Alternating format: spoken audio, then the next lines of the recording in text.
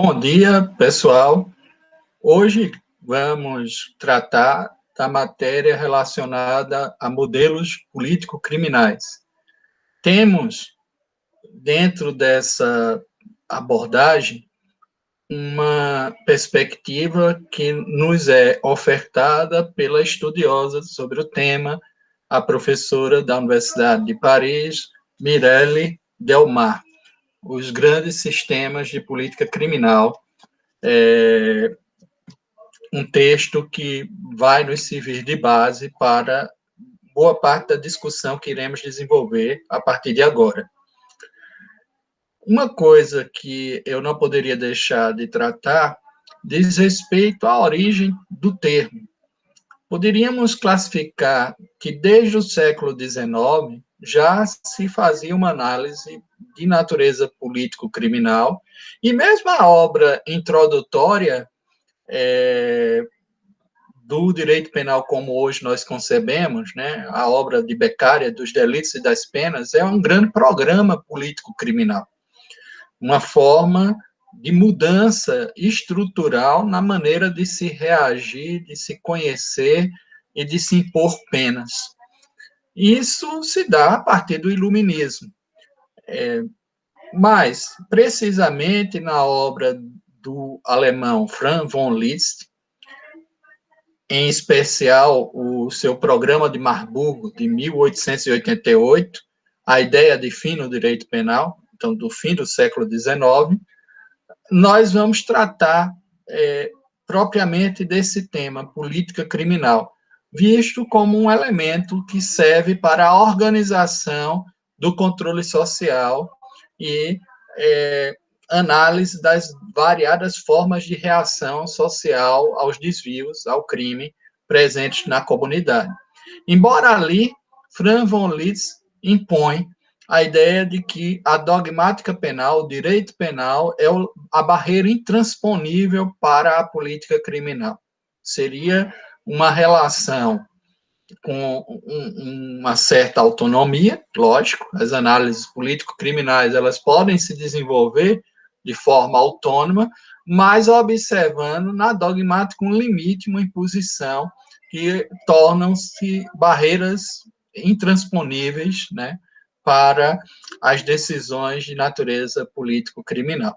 É interessante essa primeira afirmação trazida por Liszt, e ali ele lança também um programa penal, né, um programa punitivo, inclusive, no tocante à classificação criminosa, e estabelece vários parâmetros do exercício desse controle social, mas ele impõe essa ideia de ser o direito penal uma barreira intransponível ao qual a política criminal não poderia, de forma alguma, ultrapassar.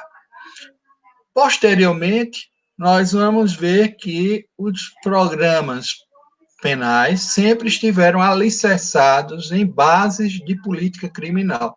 Estiveram comprometidos, inclusive, com as organizações que o Estado possivelmente dava a maneira que o aparelho repressor e a realização do controle social era feito dentro de uma determinada sociedade.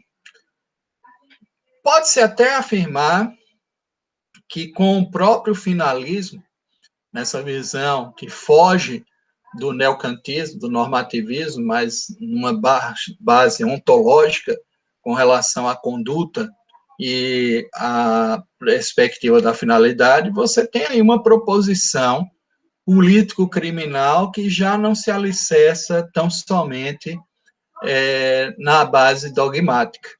E, portanto, isso já começa a não ser uma barreira ou um impeditivo para as várias análises, né, político-criminais. Quem vai, na realidade, só na década de 60, né,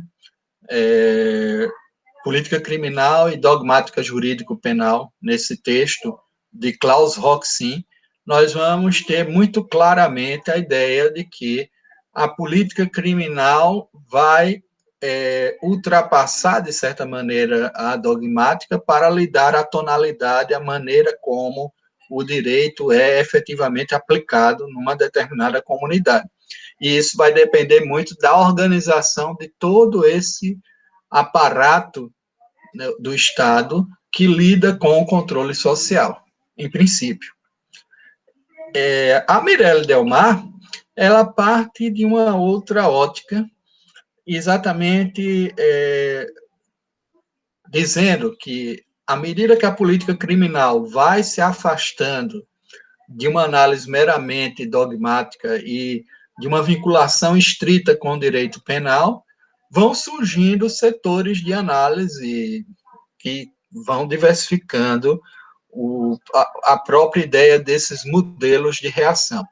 Uma coisa é uniforme, ou seja, a forma como nós lidamos com o controle social e de que maneira decidimos exercer esse controle social é uma política criminal, é exatamente aquilo que define política criminal. E isso, a Mirelle Delmar e os demais autores não discordam. Agora, há uma perspectiva que é importante aqui deixarmos esclarecida, de que não é unicamente estatal.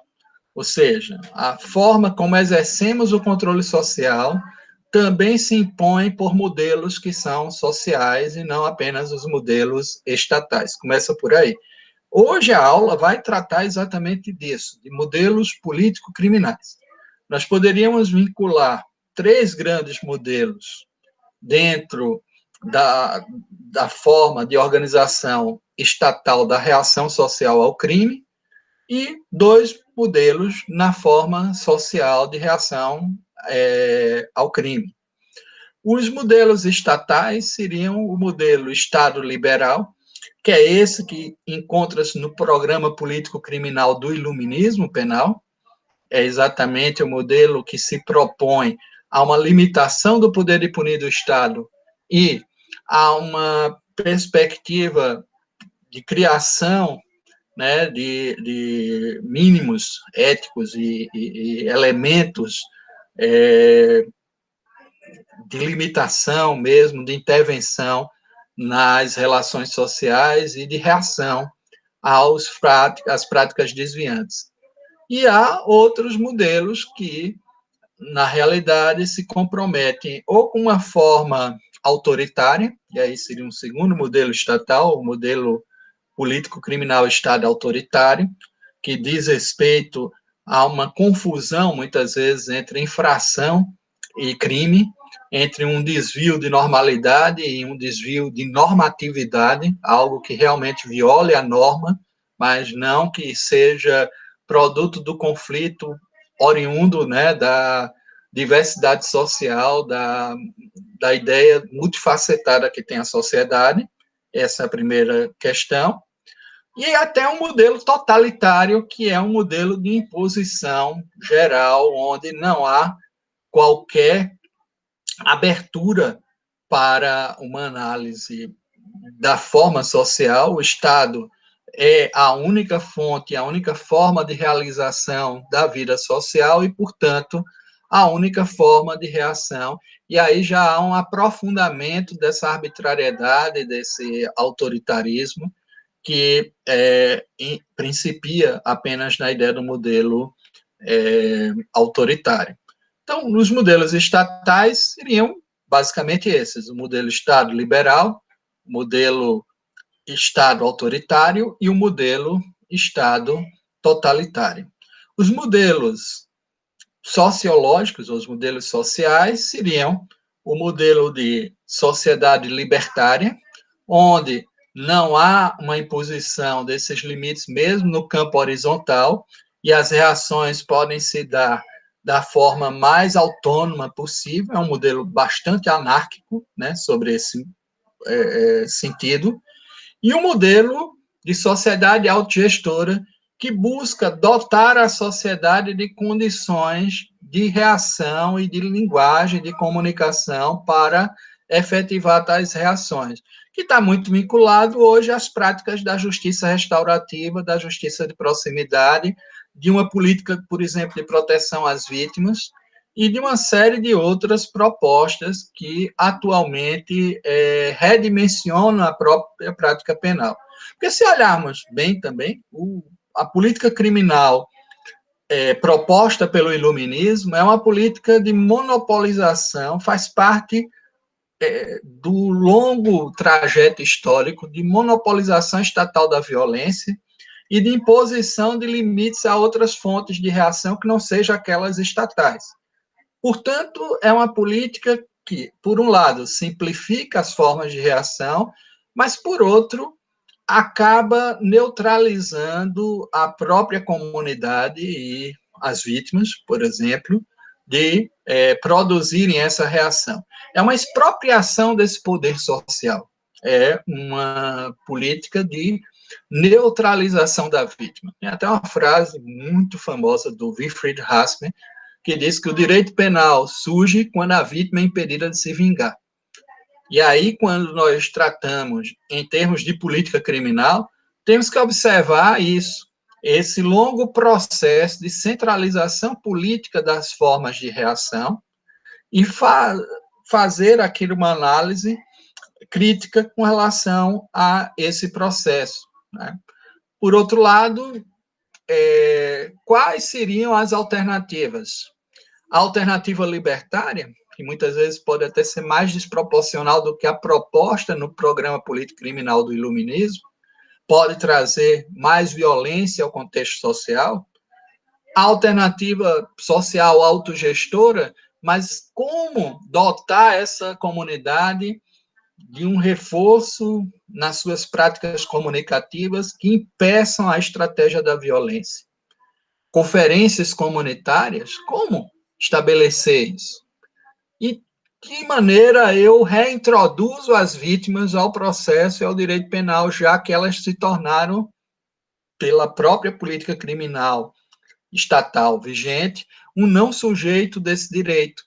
Elas não são mais os sujeitos da reação, mas elas se tornam objetos de todo esse processo, se a gente for observar dessa maneira.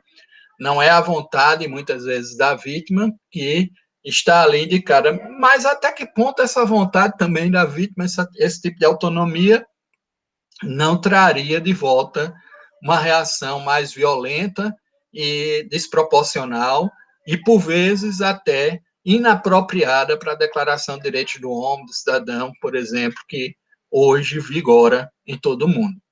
Então, não é tão simples detalhar esses sistemas ou essas formas de reação, e é óbvio que elas têm todo um significado e foram produto de uma construção histórica.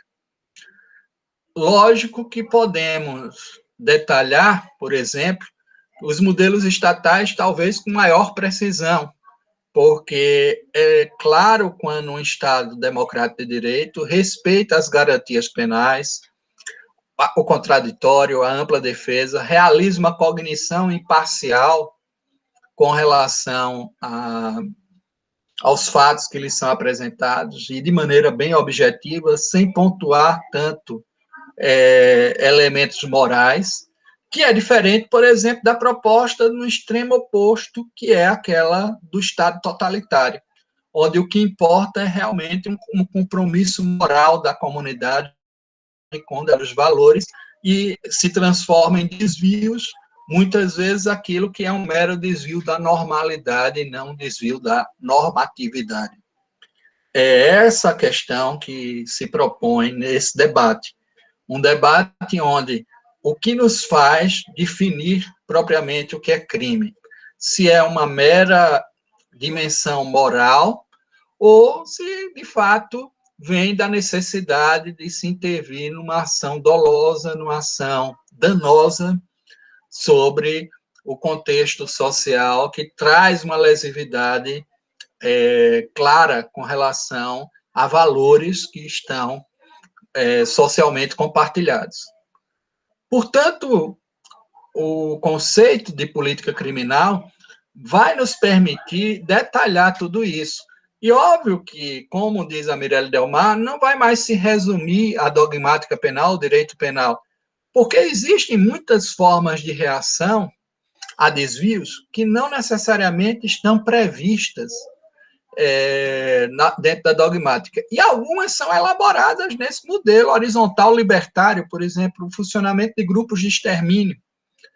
Ninguém pode negar que ele não seja uma fonte de reação social a desvios, a crimes, e que se organizam de maneira completamente apartada do Estado. E a política criminal pode se interessar a descrever isso, ela não vai estar adstrita ao fato penal, ela pode se interessar com determinados desvios e com determinadas análises de controle social que não estejam propriamente vinculadas à dogmática penal e ao direito penal. Nesse ponto, ela tem razão, que talvez aquela análise lá do Franz von Liszt, ela tinha um compromisso com aquele programa político criminal que se alicerçava desde o iluminismo e se fundava nessa perspectiva da norma jurídica e da construção do direito, e, obviamente, seu vínculo propriamente estatal, para uma análise mais aberta, que inclui a comunidade, que inclui a sociedade nessa descrição do fenômeno de controle social. O controle não é exercido apenas por aquilo que está embasado na dogmática penal. Existem várias fontes que, às vezes, são códigos, por exemplo, uma descrição da maneira como se relacionam os membros de uma determinada organização criminosa, ou a associação que é feita entre pessoas dentro do cárcere. Pode ser uma análise de descrição político-criminal de um código criminal formal do cárcere, que é um código de comunicação também, que não necessariamente passa pela dogmática penal. É isso que eu quero que todos compreendam, no sentido de que há um leque, né, de descrições de fenômenos alcançados pela política criminal que não vão se limitar no cenário da dogmática e apenas na análise propriamente da dogmática penal. Então, eu gostaria de incluir aqui uma apresentação. Deixa eu ver se eu consigo trazer para cá, né?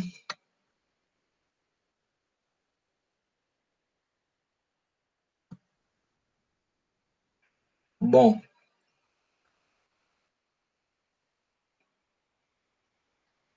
esse cenário, né, que é trazido pelos modelos político-criminais, ele vai nos permitir decifrar, muitas vezes, a maneira como os órgãos de controle lidam com a estrutura punitiva e lidam com determinadas categorias e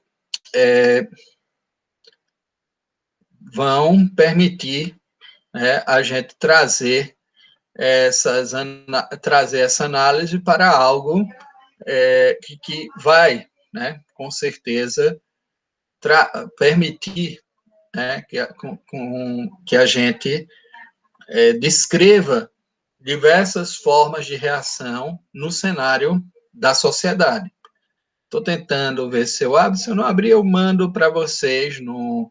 Sim, os modelos político-criminais, né? Como nós podemos fazer aqui essa análise, né?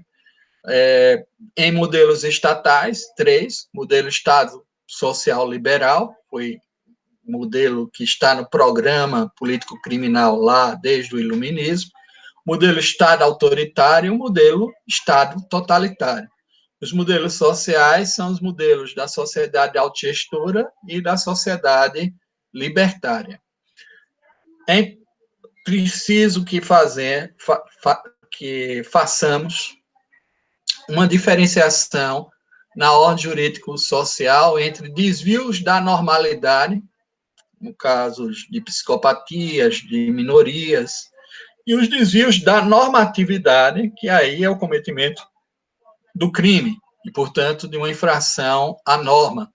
As fórmulas estabelecidas pelos grupos sociais para lidar com os desvios da normalidade ou normatividade confundem-se com os próprios modelos político-criminais. Alguns estão muito mais... e aqui, dentro desses modelos, se organizam os chamados movimentos político-criminais. O movimento abolicionista, muito vinculado à ideia de uma sociedade autogestora. O movimento lei e ordem, muito vinculado a um modelo Estado autoritário, a um modelo completamente interventor, onde nós podemos observar aí essas dimensões. E não há um modelo perfeito, né? O que ela coloca é que a resposta, infração, resposta do Estado, já vai me dando a ideia de que esse modelo é estatal. Infração e resposta social, e há determinadas infrações onde o Estado não esteja respondendo, mas a sociedade responde, pode ser até que as propostas sociais, aqui a gente não está discutindo quem é mais ou menos violento, geralmente há, nesse processo também de centralização, uma tentativa de suavizar penas, né? Aquela perspectiva lá do Foucault de uma suavização constante, embora mantendo o poder, né? Estruturando o poder. No modelo social, no modelo principalmente libertário, essa violência que está aí presente, ela chega a dimensões bem desproporcionais. O desvio e resposta do Estado tem a ver com essa ideia, né, do desvio de normatividade, né, e o desvio e resposta da sociedade. Se a infração e desvio e a resposta é do Estado, também, e se a infração e o desvio é a resposta da sociedade. São elementos que vão nos importar nessas interfaces, porque não vai existir jamais um modelo perfeito ou exclusivo. Há compartilhamento entre esses modelos. Em geral, a relação infração e resposta do Estado é forte, e a relação infração e resposta social será fraca ou vice-versa. É bom que saibamos se as respostas são muito mais horizontais ou verticalizadas pelo aparelho de poder do Estado e mantidas assim. Nessas dimensões, nós temos que os modelos político-criminais, eles vão nos permitir uma análise bem complexa, né, entre duas grandes utopias. Uma utopia libertária, que é vinculada a uma autonomia absoluta dos sujeitos, e, portanto, dentro de um modelo social libertário, onde não existem limites, basicamente, e uma utopia totalitária que é vinculada numa repressão absoluta, mas onde toda a vida social, ao se realizar no Estado, não há propriamente uma autonomia do Estado e há um exercício absoluto da repressão. São os extremos, né? O modelo social libertário e o modelo Estado totalitário, onde esses modelos utópicos produzem, na verdade, o chamado modelo zero, o modelo de onde toda política criminal pode partir ou desaparece. A gente pode observar aí que é um fenômeno que não necessariamente estaríamos numa linha de desenvolvimento que nos leve, por exemplo, a um modelo Estado liberal, ou ao modelo social autogestor, que seriam mais evoluídos, mais civilizados, né, como formas de organização do controle social. Mas, às vezes, aquilo que efetivamente ocorre é exatamente o contrário. Nós estaríamos programados dentro de um fenômeno incorporado muito mais pelos movimentos político-criminais, de como os humores da sociedade se fazem representar em relação àquilo que pensam. Por exemplo, o movimento Lei e Ordem é um desses movimentos, o abolicionista é outro, o movimento em favor de um direito penal mínimo é outro. Então, nós temos aí uma série de correntes que vão nos dar a anarquia também, as formas anárquicas estariam no outro patamar, né, de movimentos que vão dar à política criminal toda uma conotação. Os modelos contraídos do Estado totalitário e sociedade libertária tendem a uma utopia de um mundo que não existiria mais dentro dessas dimensões, até mesmo de política criminal. A utopia libertária é no sentido de que o fortalecimento dos vínculos intersubjetivos pela própria sociedade tornaria os valores sociais respeitados de forma espontânea. É a inocência recuperada no tipo lá do Bom Selvagem, do Rousseau. Há ainda a utopia totalitária em que a pressão externa exercida pelo Estado conseguiria suprimir quaisquer condutas desviantes. É a chamada inocência imposta com base em Pachucanes. Vejam os dois teóricos aí que poderiam servir de análise para a utopia libertária e para a utopia totalitária. Bom, tanto no tocante ao modelo Estado totalitário como no modelo sociedade libertária, o movimento de desdobramento conceitual pode se dar em quaisquer sentidos. Não há uma distinção, muitas vezes, entre infração, desvio, não necessita existir o desvio da normatividade, basta, muitas vezes, haver o desvio da normalidade para justificar a reação, o que causa muitas injustiças e uma programação, por vezes, extremamente violenta. Portanto, eu gostaria, então, de concluir dizendo que é necessário pontuarmos a forma como esses modelos ganham uma dinamicidade a partir dos movimentos, dos grandes movimentos político-criminais. Hoje é uma aula acerca dos modelos. Em outro instante, nós vamos tratar de movimentos político-criminais, porque serão eles que vão dotar tais modelos de vida própria, de condições de operatividade.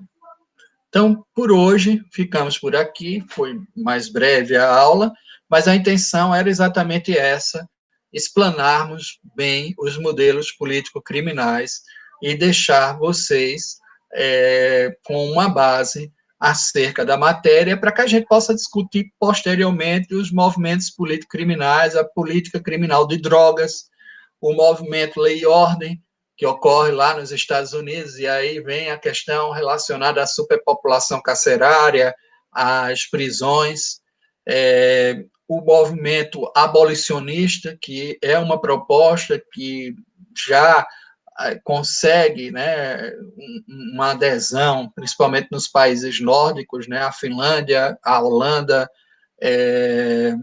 a Noruega, a Suécia, já possuem, né, uma tradição muito mais de sociedade autogestora do que a nossa, mas que todos eles podem nos emprestar, né, cenários para que a gente possa debater a forma como o controle social é organizado numa determinada sociedade, e estabelecer quais os modelos e que tipo de movimento está inspirando, que tipo de movimento, de dinâmica está inspirando o funcionamento desse modelo.